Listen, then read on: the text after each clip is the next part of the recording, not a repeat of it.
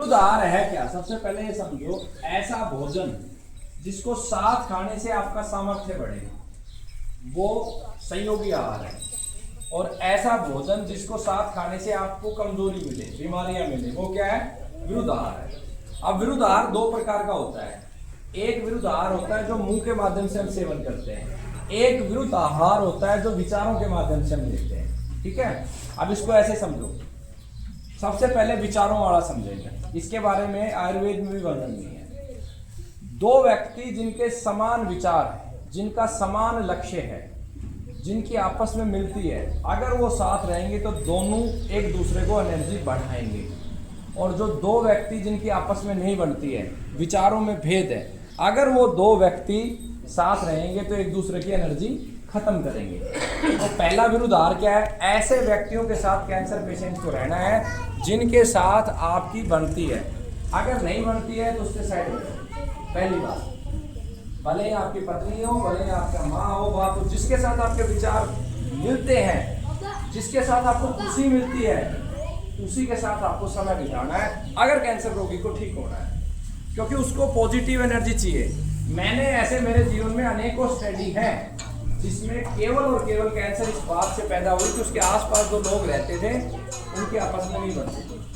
इसलिए कैंसर के कारण जो है 32 मैंने लिखे हैं, वो मैंने आज से 2 साल पहले लिखे थे।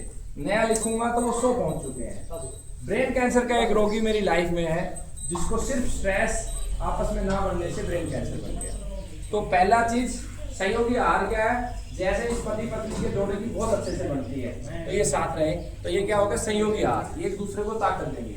और इनकी नहीं बनती है तो कैंसर अगर है तो ऐसे लोगों के साथ मत रहो जहां नहीं बनती है।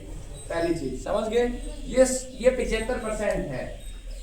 लाइफ में वो कार्य करो जो तुम्हें पसंद है, बस किसी का नुकसान मत करो। ये पहला 75% हिस्सा आपको ध्यान करना है। अब आ जाते हैं विरुद्धाहार के अंदर। हम ऐसा कौन सा भोजन है जिसको साथ खाने से हमारा सामर्थ्य कम होता है?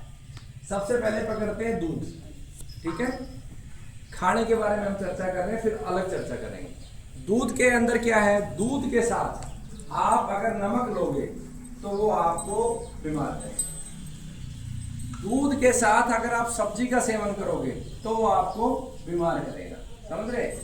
सब्जी के अंदर आपका चाहे कुछ भी हो, किसी भी प्रकार की सब्जी हो, क्योंकि उसके अंदर मिर्च मसाले डले हुए हैं, दूध और सब्जी का संयोग नहीं है, वो आपको बीमार करेगा। समझ गए? दूध के साथ अगर खट्टा लोगे तो आपको क्या करेगा? इधर आओ, सामने आओ।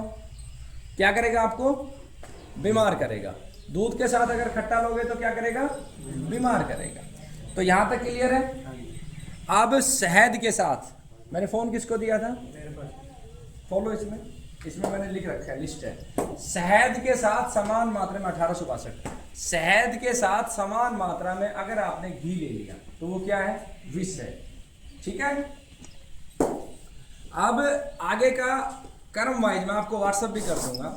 जैसे लस्सी के साथ जो है विरुद्धाहार में मीठा नहीं लेना है। ठीक है, जैसे लस्सी के साथ आपने चीनी डाली या नहीं लेना है। लस्सी और बेर नहीं लेना है। अगर लस्सी के साथ बेर खा लिया तो इतना खतरनाक है, उल्टियां नहीं रुकेगी। ठीक है, चाय और नमकीन अगर आपने ले लिया, जो ये चलन है ना चाय के साथ आपको नमकीन, आप सोचो घर घर कैंसर कैसे फैल रहा है। जैसे ही हमारे घर में अतिथि आता है, हम चाय के साथ क्या देते हैं? नमकीन देते हैं। मारते हैं हम हमारे गेस्ट को अज्ञानतावश। तो चाय के साथ अपने क्या नहीं देना है? नमकीन नहीं देना है। दूध के साथ कटहल नहीं देना है, सब्जियां नहीं देनी है। दूध के साथ करेला नहीं देना है, भिंडी नहीं देनी है। सारांश रूप से मैं कहूं तो कोई भी सब्जी दूध के साथ नहीं देनी है।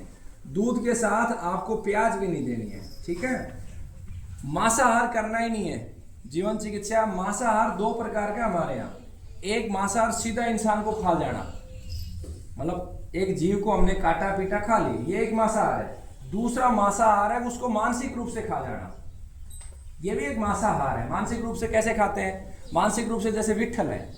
अब विट्ठल को मैं टॉर्चर करना शुरू कर दूं, डॉक्टर साहब 3 बजे उठो, ये करो वो करो, मतलब अननेसेसरी।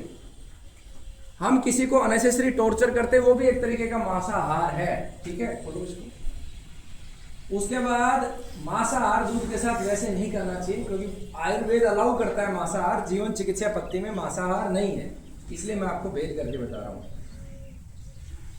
दही के साथ, वो तो दूध, दही के साथ, खट्टे के साथ दूध का कोई भी आइटम नहीं खाना है, मतलब दूध नहीं है। जैसे खीर बनती है दूध से, अब तुम कहो खीर के साथ हम लस्सी ले लेते हैं, दूध या दूध के साथ बने हुए किसी भी उत्पाद के साथ आपको खट्टा नहीं लेना है।